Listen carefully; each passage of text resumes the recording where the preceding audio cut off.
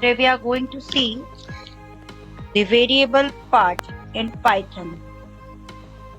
In our online class, we have seen how to assign a value to a variable. Suppose if I am assigning a value 3 to x, y equals to 4, z equals to x plus y, z equals to z minus 1, x is equal to z, y is equal to 20. Now, in order to see the values of x, y, z, what I am going to do? I am going to use print function. Let's see how to use print bracket close, opening and closing bracket. Now what I will be writing here?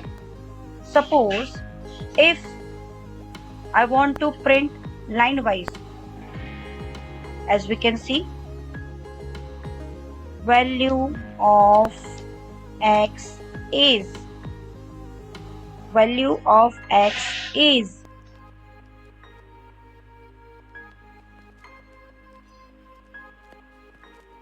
x.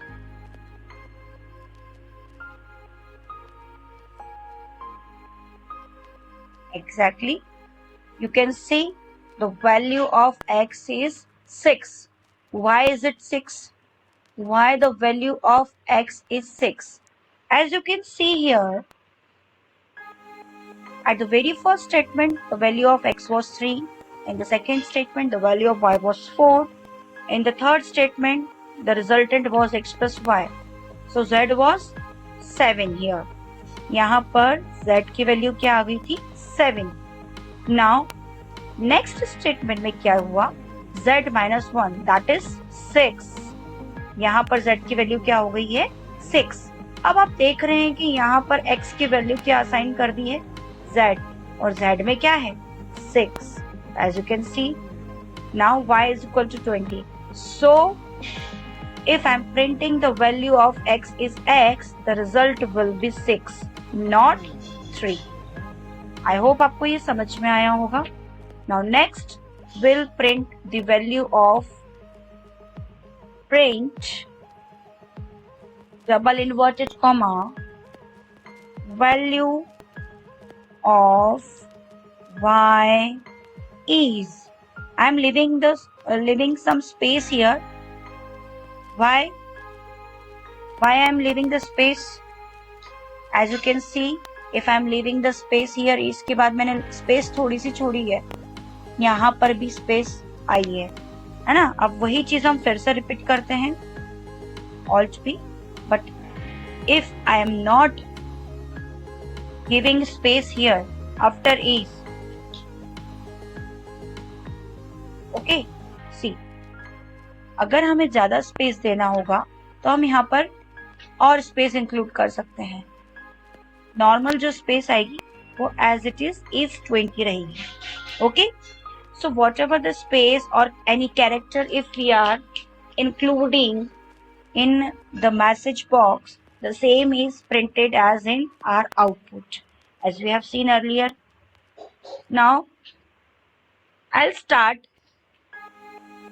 the new concept, that is identity. अब हम जो नया topic है हमारा, identity of the variable.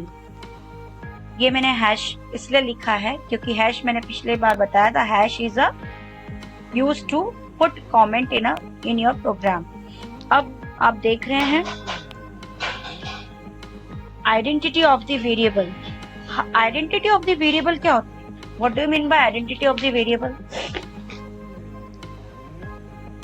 Identity of the variable में suppose आपने लिखा है यहाँ पर a की value 5. Here you have assigned a is equal to 5. Here I am using id. id is a keyword, that's why I am using as it is. keyword मतलब पहले से जो शब्द डिफाइन होते हैं पाइथन के इंटरप्रिटर में, ठीक है। अब अगर मैं ए करती हूँ यहाँ पे, as you can see what is the resultant, this is 1584132। ये जो नंबर आया है ये क्या है, दिस इज व्हाट, एड्रेस। ये क्या है, एड्रेस। तो आइडेंटिटी जब भी हम किसी भी वेरिएबल की देखना चाहते हैं, है ना, तो वो हमें क्या आउटपुट देगा, एड्रेस देगा। Okay, as you can see here, ID मैंने क्या लिखा, आईडी इज अ फंक्शन जिसके अंदर मैंने ए की वैल्यू ए जो है इनपुट दिया है, और जैसे मैंने आईडी ऑफ ए करा तो मुझे उसका रिजल्टेंट मिल गया ए। एक बार फिर से हम समझते हैं। अब मैं अगर यहाँ फिर से आईडी ऑफ बी करती हूँ, let's see what will be the resultant, error. Why, because B is not defined बेटा।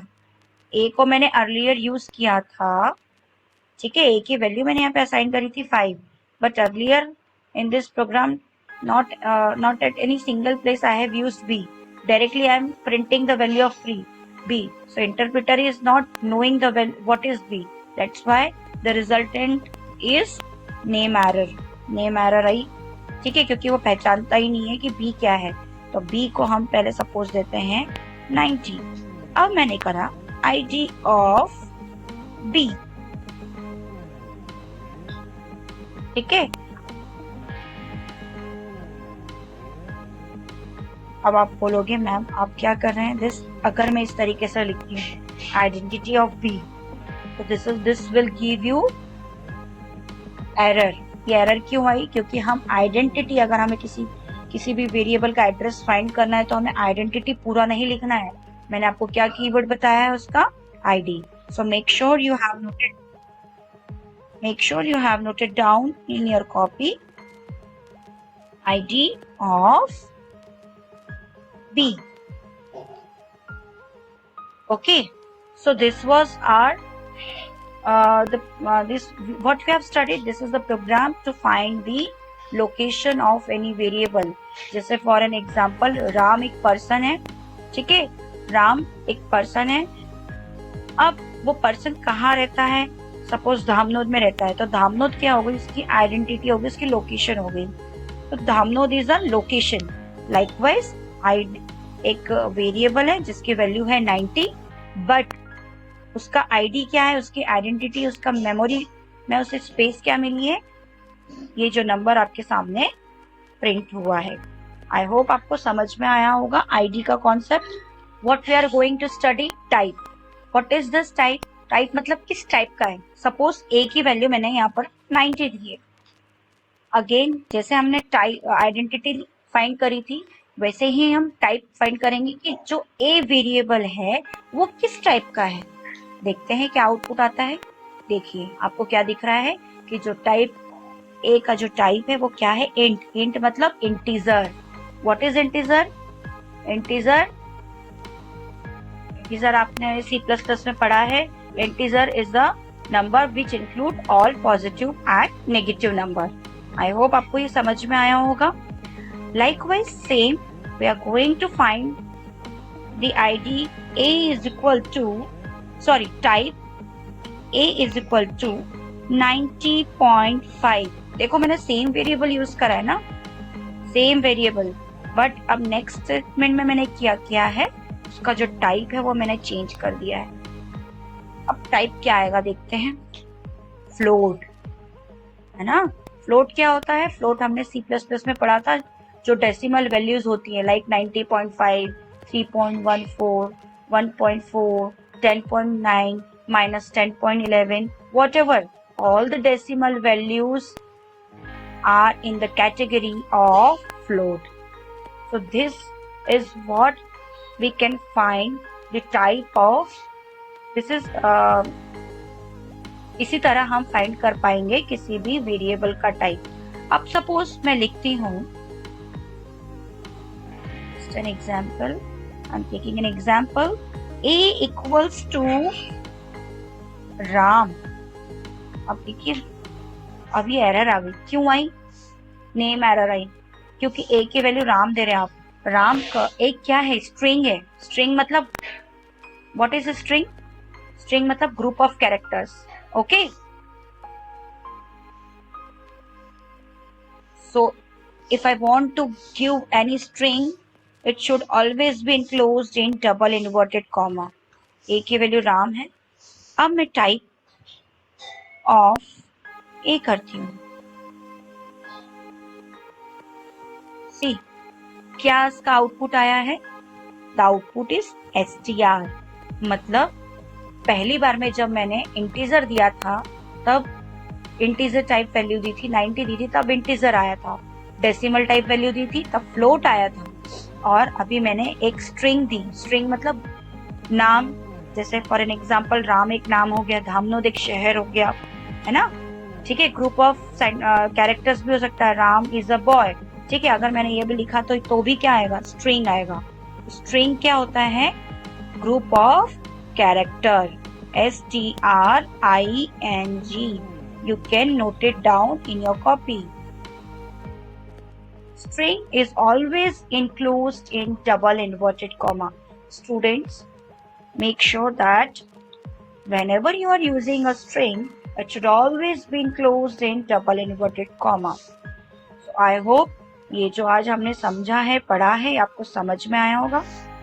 ठीक है, आज के वीडियो के लिए इतना काफी है. आप इसकी प्रैक्टिस करिए, इसको रन करके देखिए, फिर हम नेक्स्ट टॉपिक नेक्स्ट वीडियो में डिस्कस करेंगे. Thank you.